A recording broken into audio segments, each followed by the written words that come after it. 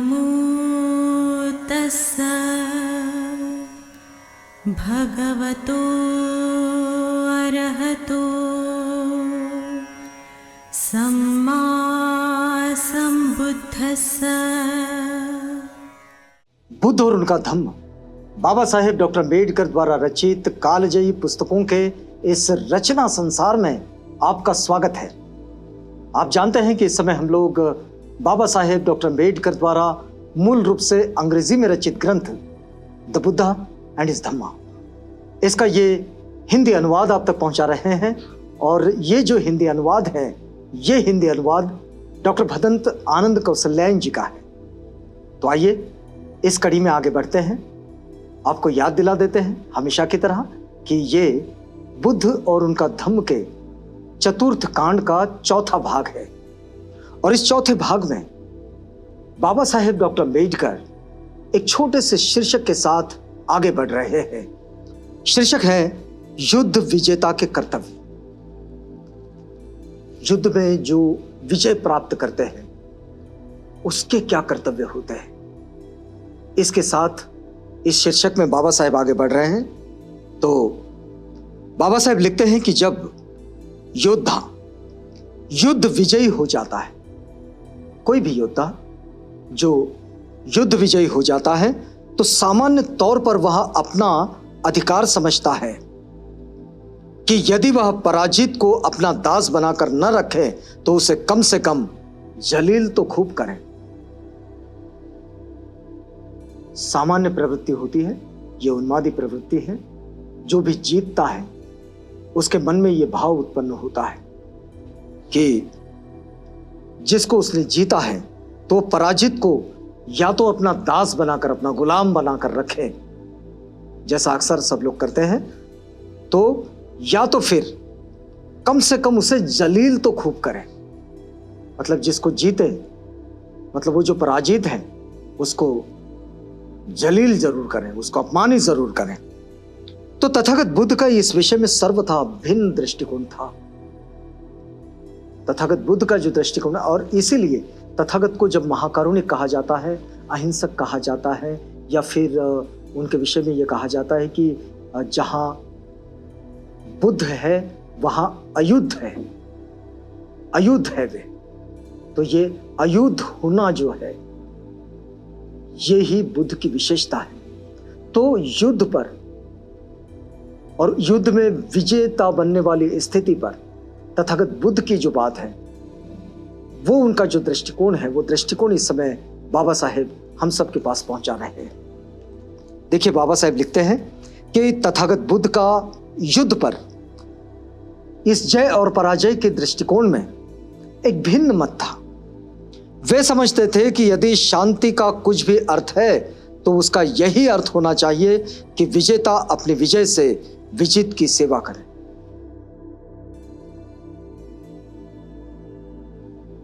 तथागत कहते हैं कि यदि शांति इस नाम का कोई अर्थ है, इस शब्द का कोई अर्थ है, इस स्थिति का कोई अर्थ है, तो इसका यही अर्थ होना चाहिए कि विजेता अपनी विजय से विजित की सेवा करे।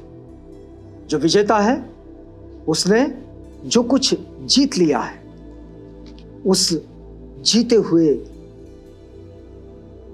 मैटर से, धन से, संपत्ति से, या उस औहदे से, उस अभिमान से, या उसने जो भी कुछ जीत कर पाया है उससे वो विजित की सेवा करें।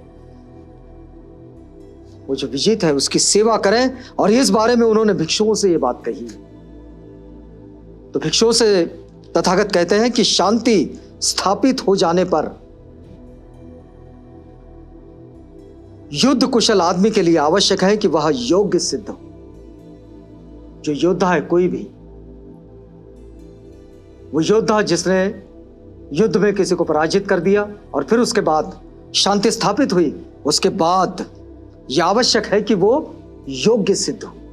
योद्धा नहीं, युद्ध जीतकर तो वो योद्धा सिद्ध हुआ है, लेकिन शांति स्थापित करने के लिए वो योग्य सिद्ध हो, सीधा सरल सिद्ध हो।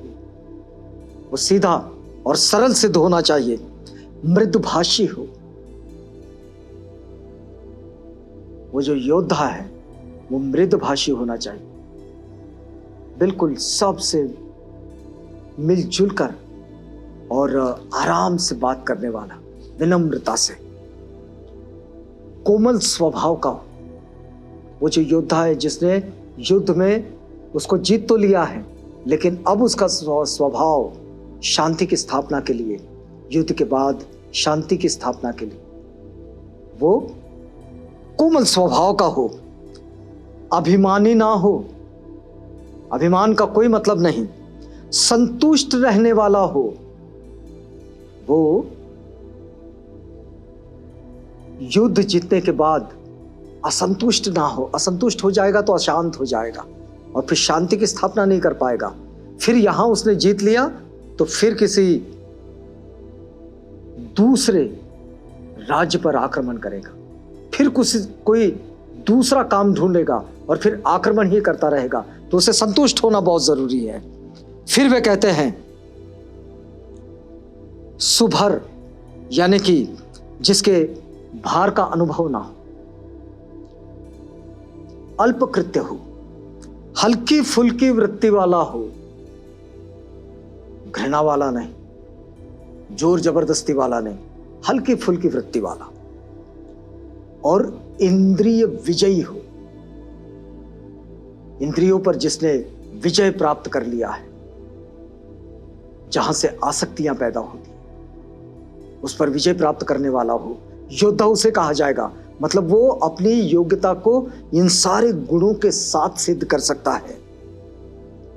बुद्धिमान हो, अप्रगल्भ हो, योग्य व्यवहार करने वाला हो, उसका व्यवहार भी अच्छा होना चाहिए और बुद्धिमान भी होना चाहिए। कभी छोटे से छोटा भी कोई ऐसा खराब काम ना करें जिसकी पंडित लोग निंदा कर सके। छोटा सा छोटा भी, छोटे से छोटा ऐसा कोई काम ना करें कि जिससे विद्यजन जो होते हैं, बुद्धिमान लोग जो होते हैं, जो अच्छे लोग होते हैं, वो उसकी निंदा ना करें। और फिर उसके बाद तथागत कहते हैं सभी प्राणी सुखी रहे और सभी का कल्याण।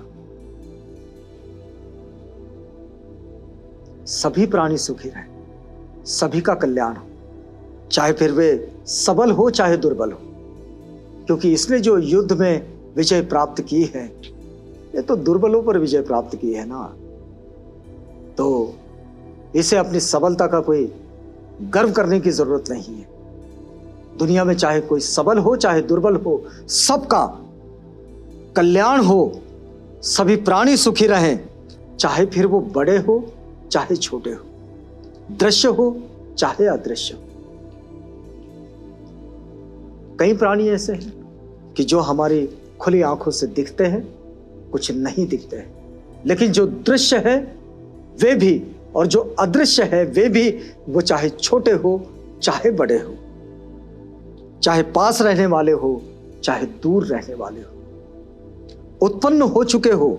देखिए बड़ी महत्वपूर्ण बात, ये जो बौद्ध जीवन शैली में मंगल भावना या मंगल कामना, ये जो शब्दोच्चार मिलता है, ये बौद्ध जीवन शैली के आचरण का हिस्सा है।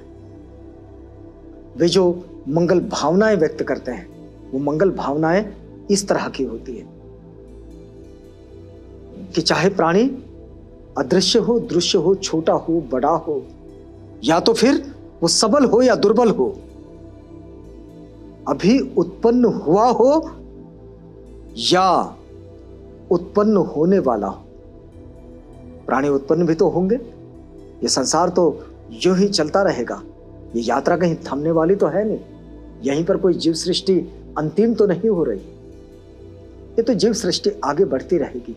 तो जो उत्पन्न हो चुका है, जो उत्पन्न हो चुका है वो भी, और जो उत्पन्न होने वाला है वो भी, सभी प्राणी शांत रहे, सभी का कल्याण हो, सभी सुखी रहे। ये है बौद्ध जीवन शैली का बड़ा ही महत्वपूर्ण अंग, जिसमें वे सब के लिए मंगल कामनाएं व्यक्त करते हैं उनके लिए मंगल भावना व्यक्त करते हैं। सामान्य शब्दों में हम कहें कि लोग जो किसी दूसरे का अच्छा होने के लिए दुआएं करते हैं, बस ये वैसी ही बात है। लेकिन इसमें मन का भाव जो है वो भाव सिर्फ व्यक्त नहीं होता, बल्कि सभी प्राणियों को सुखी बनाने के लिए, मतलब अपने स्वयं के साथ साथ अपने आसपास का जीवन भी बेहतर बनाने के लिए बौद्ध जीवन शैली से जुड़े लोग हमेशा कार्यरत होते हैं और उस कार्य में लगे रहते हैं। अब देखिए आगे वे कहते हैं कि कोई एक दूसरे का अपमान न करे, क्रोध या घृणा के वशीभूत होकर कोई किसी का बुरा न चाहे। ऐसा हो जाता है, लोग घृणा में या तो फिर क्रोध में आ जाते हैं, उसके वशीभूत हो जाते हैं और सोचते हैं कि जिसने उसका बुरा किया उसका भी बुरा हो जाए ना। तथागत कहते हैं कोई एक दूसरे का अपमान न करे या फिर क्रोध या घृणा के वशीभूत होकर कोई किसी का बुरा न चाहे। जिस प्रकार मां अपने प्राण देकर अपने इकलौते बच्चे को प्यार करती है, मां अपने बच्चों से अपने प्राण से भी ज्यादा प्यार करती है और इसलिए उसका ममत्व, उसका कोई विकल्प नहीं होता, उसका कोई पर्याय नहीं होता। मां मां होती है। तो ये जो मां है जो अपना प्राण देकर भी अपने इकलौते बच्चे से प्यार करती है, वैसे ही भावना सभी प्राणियों के प्रति रखें। सभी जितनी जीव सृष्टि है सबके प्रति यही भावना रखें। ऊपर नीचे चारों ओर असीम मैत्री की भावना रखें। ये बौद्ध जीवन शैली है कि चारों ओर असीम मैत्री की भावना रखें और जिसमें घृणा का लवलेश ना हो, शत्रुता का लवलेश ना हो। थोड़ा सा भी, इतनी सी भी जगह किसी घृणा के लिए और किसी क्रोध के लिए, किसी शत्रुता के लिए ना हो। खड़े होते समय, चलते समय, बैठे रहते समय, लेटे रहते समय यही भावना रखें। ये भावना ही ब्रह्म विहार कहलाती है। ये जो भावना है मैत्री की भावना, यही ब्रह्म विहार कहलाती है और बौद्धों की जीवन शैली में ये बड़ा एक महत्वपूर्ण अंग माना जाता है। तो युद्ध की बात समझाते समझाते और शत्रुता की बात को समझाते समझाते और फिर योद्धा ने युद्ध में जो कुछ पाया है उसको समझाते समझाते तथागत उसे विश्व कल्याण और सभी प्राणियों के सुखी और मंगल होने की कामना तक लेकर चलते हैं और फिर उसे अपने जीवन शैली का हिस्सा बनाने के लिए लाकर समझाते हैं। यहां हमें रुकना होगा क्योंकि ये वक्त पूरा होता है। मिलेंगे आपसे अगली कड़ी में जब हम इसी बात में आगे बढ़ेंगे।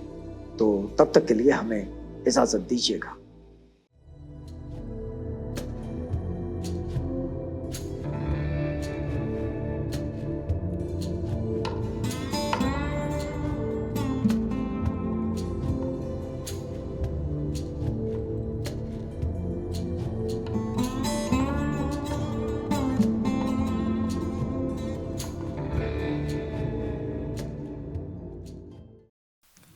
बुद्ध और उनका धम्म।